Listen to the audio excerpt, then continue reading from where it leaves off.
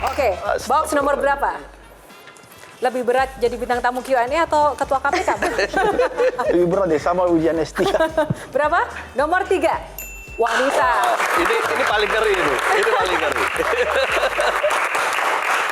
Karena ini urusan wanita, Mbak Almas. Silakan, pertama.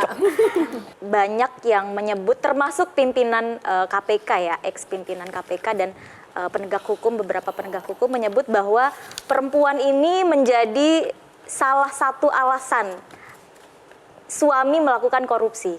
Nah, kalau menurut Pak Abraham, apakah memang seperti itu? Karena kok terkesan menyalahkan perempuan ya? Saya ingin menjelaskan begini, bahwa sebenarnya bukan perempuannya, harusnya itu pendidikan anti korupsi berbasis keluarga itu harus diterapkan.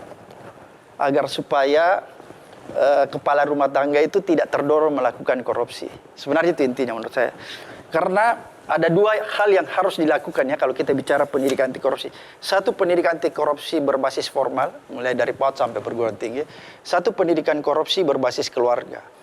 Keluarga lah yang harus memberikan ruang, memberikan ketauladanan sehingga orang tidak berperilaku korup.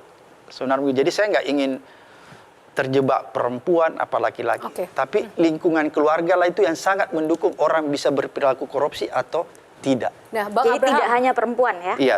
Nah, Bang Abraham Samad, ini ada kasus yang nyata ya, beberapa ketua KPK termasuk Anda ataupun Pak Antasari tersandung isu tentang perempuan beberapa waktu lalu.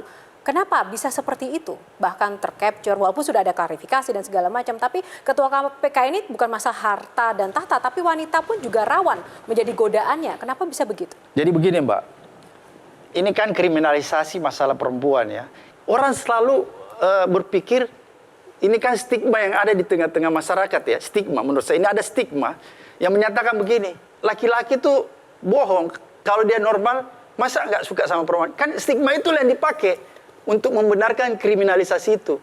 Jadi dia coba bangun, kalau perempuan, kriminalisasi dan perempuan, maka orang akan percaya.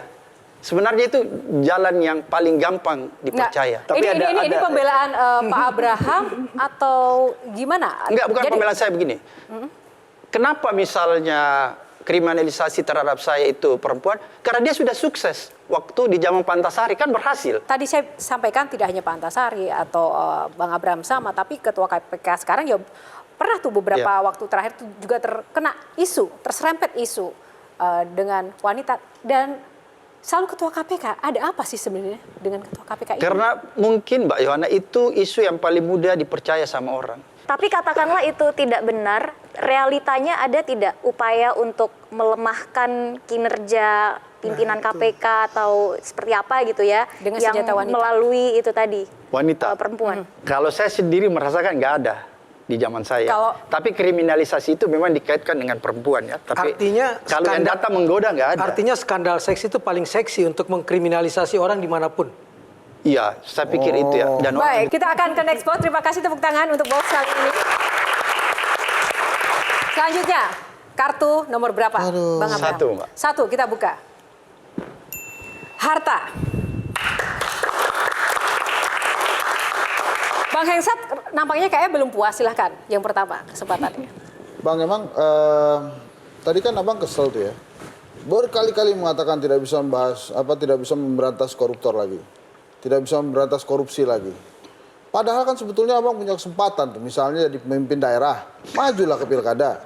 Atau misalnya seperti Bang Tobas, maju sebagai anggota DPR. Gitu ya, emang nggak punya uang bang? Atau jadi ketua KPK tuh hartanya malah nggak ada? Harusnya kalau pilkada aja dapet lah, gitu kan? Apalagi kalau anggota DPR gitu ya.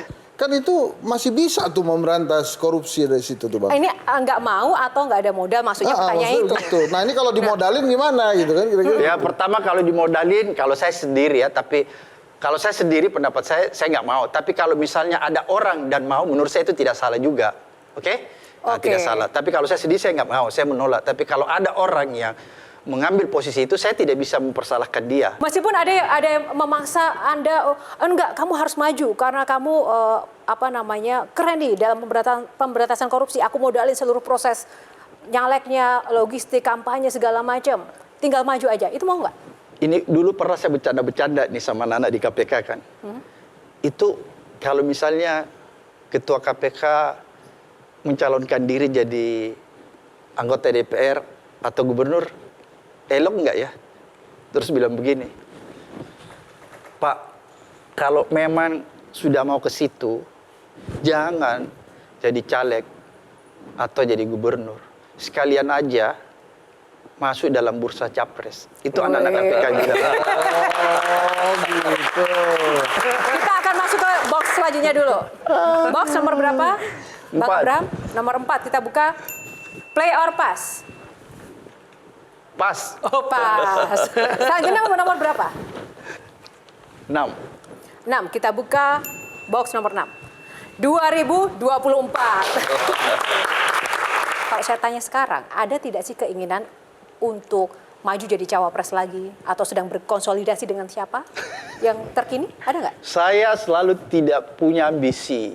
Yakin? Ya, sama sekali tidak punya ambisi, tidak punya keinginan yang berlebihan. Cuman menurut saya, kalau seseorang tiba-tiba dicalonkan, baik saya, Kak Mamam, Mbak Tobas, maka itu menjadi kewajiban konstitusional. Apa yang dimaksud kewajiban konstitusional? Bahwa orang itu tidak boleh menolak. Kan dalam konstitusi itu ada dua, ada hak konstitusional, ada kewajiban konstitusional. Hak konstitusional itu kita punya hak untuk mencalonkan diri, kan? Tapi kita juga punya kewajiban konstitusional. Apa kewajiban konstitusional kita? Kalau kita dicalonkan, kita diberi amanah, kita juga nggak boleh. Intinya ada yang deketin nggak sekarang? Mas Henry aja yang dekatin saya. Oke, nah Bang Henry langsung saja masuk. Ada permainan untuk box 2024. Sebetulnya tadi saya mau tanya, jangan-jangan nggak ada yang mendekati karena Bang Abraham saat ini terlalu lurus. Jadi takutnya sudah nanti jadi di puncak pimpinan negara ini kan nggak bisa digoyang-goyang, malah repot juga ini yang mencalonkan gitu. Jangan-jangan begitu. Artinya kalau mau dicalonkan harus belok-belok ya? Ya itu gimana tuh Bang? Oke, baik langsung. Oke, kita main. Bang, jadi kita akan tampilkan beberapa bakal calon presiden. Nah, Abang mesti kasih skornya dari 1 sampai 10. Semakin tinggi skornya, semakin bersih. Clean meter. Oke. Foto yang pertama, Mas Ganjar Pranowo. Berapa skornya untuk Ganjar Pranowo? 6. 6. Kenapa?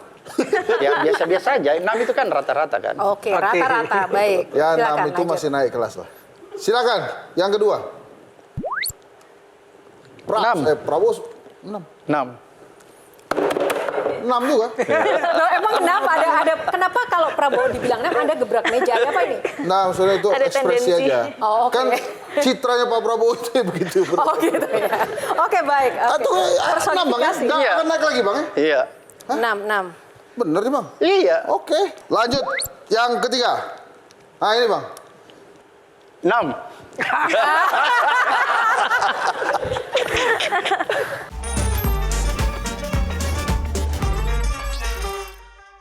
Jelajahi cara baru mendapatkan informasi. Download Metro TV Extend sekarang.